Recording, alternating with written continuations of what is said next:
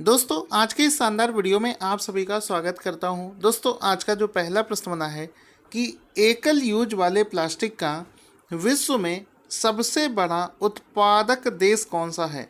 तो यहाँ पर दोस्तों सिंगल यूज़ प्लास्टिक के बारे में बात हो रही है, जिसको हम लोग एक बार यूज़ करके उसको हटा देते हैं। तो सिंगल यूज़ प्लास्टिक के उत्पादन में दुनिया का सबसे बड़ा देश है वह चाइना। ऑप्शन नंबर 20 का राइट आंसर हो जाएगा। चाइना इस लिस्ट में पहले स्थान पर आता है सिंगल यूज प्लास्टिक के प्रोडक्शन में। तो ऑप्शन नंबर बी इसका राइट आंसर हो जाएगा चाइना। तो यहाँ पर आप देख सकते हैं सिंगल यूज़ प्लास्टिक जो कि पॉल्यूशन का भी सबसे बड़ा कारण बनती है, जैसा कि आप देख सकते होंगे, क्योंकि प्लास्टिक जो होता है ये बहुत लंबे समय तक डिके नहीं होता है। चाहे वो समुद्र के अंदर हो, हर जगह आपको प्लास्टिक ही प्लास्टिक दिखेगा।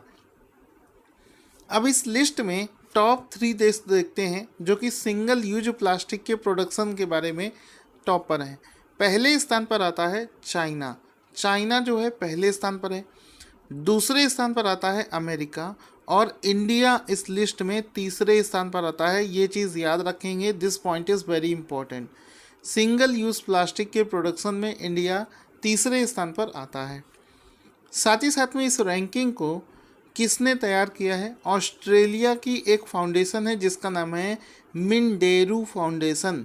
ऑस्ट्रेलिया की मिंडेरू फाउंडेशन के द्वारा इस रैंकिंग को हाल ही में जारी किया गया है। दोस्तों अगला क्वेश्चन बना है कि मई 2021 में भारत के कितने स्थलों को UNESCO world heritage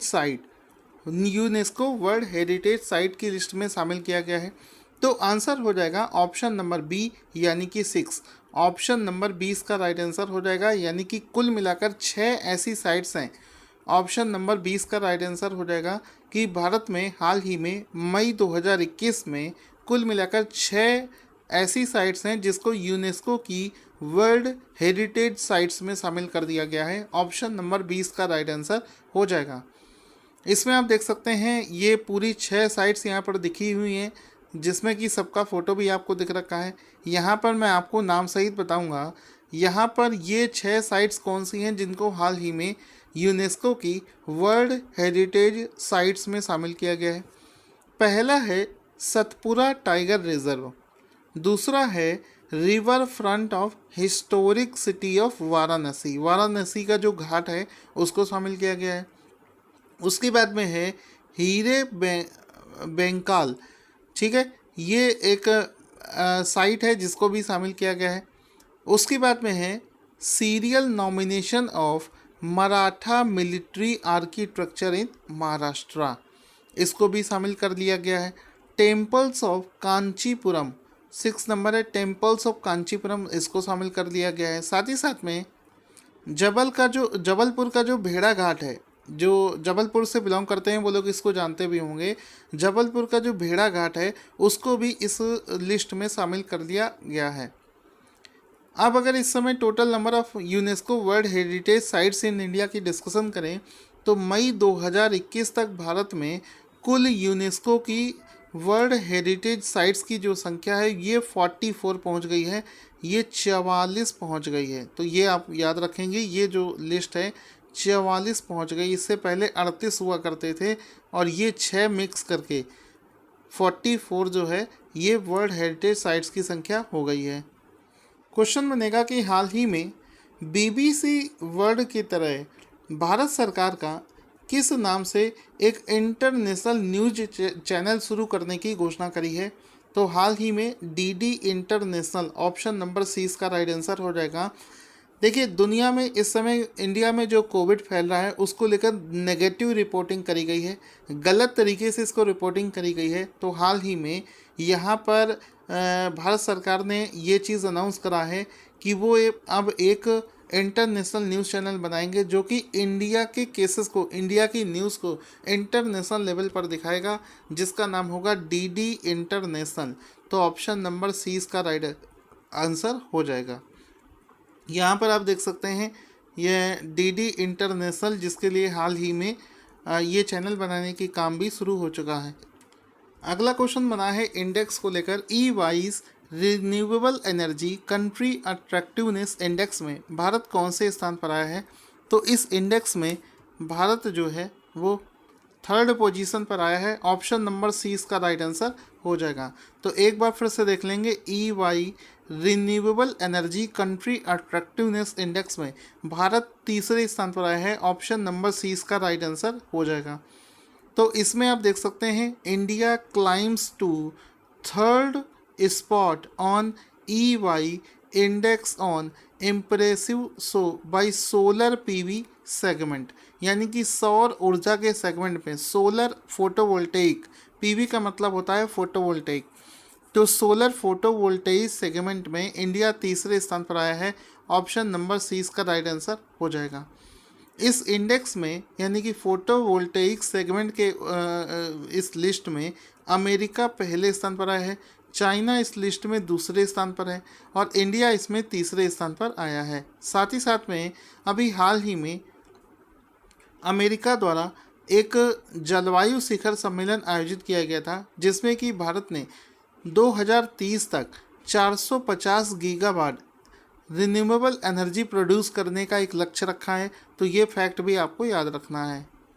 next question बनेगा कि Standard and Poor's Global Market Intelligence के डेटा के अनुसार एशिया प्रशांत में दुनिया का सबसे बड़ा बीमा प्रौद्योगिकी बाजार कौन सा देश बना है।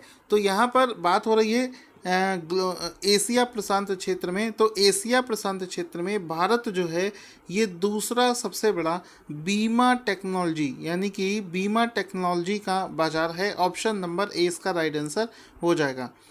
यहाँ पर आप देख सकते हैं, Standard and Poor's Global Market Intelligence की इस रिपोर्ट में ये चीज़ें सामने निकल कर आई हैं।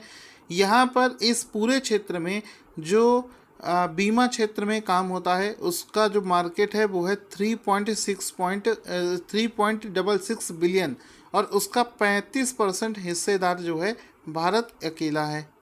दोस्तों, हाल ही में कोविड के समय पर एक हेल्पलाइन नंबर शुरू किया गया है, जिसको लेकर एक क्वेश्चन बनेगा, किस मंत्रालय ने बुजुर्ग व्यक्तियों के लिए एक टोल फ्री हेल्पलाइन जिसका नाम है एल्डर लाइन को शुरू किया है। तो ऑप्शन नंबर हो जाएगा बी इसका right answer, ministry of social justice and empowerment. इस मिनिस्ट्री के द्वारा ऑप्शन नंबर बी सही हो जाएगा। अभी कोरोना के समय पर ऐसे बुजुर्ग जो कि अकेले हैं, जिनको बहुत ज़्यादा सामान की ज़रूरत है, मेडिसिन की, राशन की या बाहर से कोई भी हेल्प की ज़रूरत होती है, तो ऐसे लोगों के लिए, बुजुर्ग व्यक्तियों के लिए ministry of social justice and empowerment ने एक हेल्पलाइन नंबर शुरू किया है जिसका नाम है एल्डर लाइन। तो ऑप्शन नंबर 20 का राइट आंसर हो जाएगा। इसका एक फ़ोटो भी देख सकते हैं। इस हेल्पलाइन नंबर को हाल ही में लॉन्च किया गया है जिसका नंबर है 14567। आप इस पर कॉल करके हेल्प ले सकते हैं। अगला क्वेश्चन है, विश्व metrology day world metrology day किस दिन मनाया जाता है। तो एवरी ईयर 20 मई को। ऑप्शन नंबर ए इसका राइट आंसर। हर साल 20 मई को वर्ल्ड मेट्रोलॉजी डे मनाया जाता है। ऑप्शन नंबर ए इसका राइट आंसर हो जाएगा। इसमें आप देख सकते हैं वर्ल्ड मेट्रोलॉजी डे। अगला प्रश्न बनेगा कि पाकिस्तान देश के नए राष्ट्रीय सुरक्षा सलाहकार के रूप में किसे अपॉइंट किया गया है। तो हाल ही में पाकिस्तान ने मोईद यूसुफ को, ऑप्शन नंबर डी इसका राइट आंसर हो जाएगा, मोईद यूसुफ को पाकिस्तान देश का नया राष्ट्रीय सलाहकार अपॉइंट कर दिया है। तो ऑप्शन नंबर डी इसका राइट आंसर हो जाएगा। मोईद यूसुफ का फोटो देख सकते हैं, जिनको पाकिस्तान का राष्ट्रीय सुरक्षा सलाहकार अपॉइंट कर दिया गया है।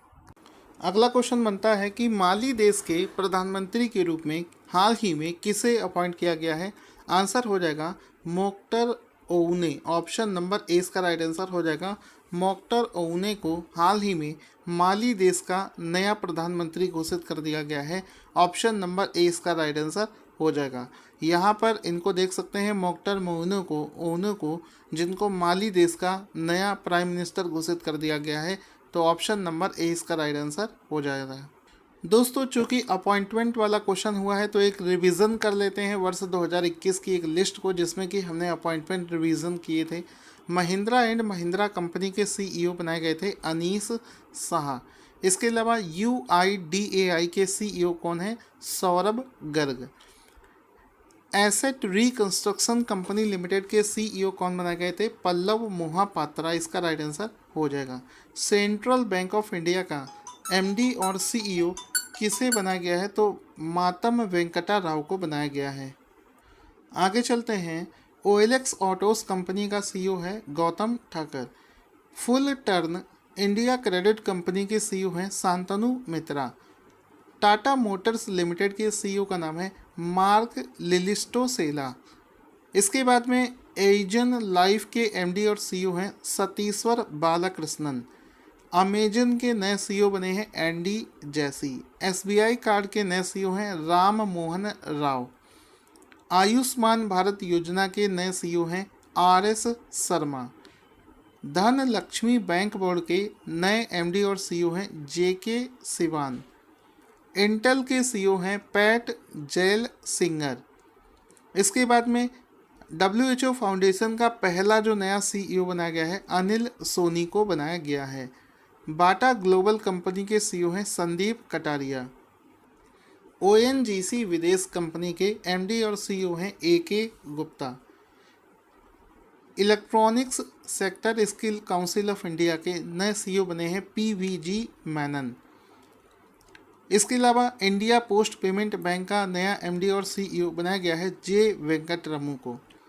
First female CEO of Citigroup Jane Fraser को बनाया गया है। MD and CEO of South Indian Bank Murali Ramakrishnan को बनाया गया है। क्वेश्चन बनेगा वर्ल्ड बी डे 2021 प्रतिवर्ष किस दिन मनाया जाता है? तो विश्व मधुमक्खी दिवस हर साल 20 मई को मनाया जाता है। ऑप्शन नंबर ए इसका राइट आंसर हो जाएगा। वर्ल्ड बी डे 2021 जो है ये मई 20 को मनाया जाता है। ऑप्शन नंबर ए इसका राइट आंसर हो जाएगा। वर्ष 2021 के लिए इस दिवस का जो थीम है वो है be engaged build back better for bees. ये वर्ष 2021 के लिए इस दिवस का थीम हो जाएगा। आज का क्वेश्चन जिसका आंसर आपको देना है स्क्रीन पर आपको दिख रहा होगा। इसका आंसर कमेंट बॉक्स में लिखना ना भूलें।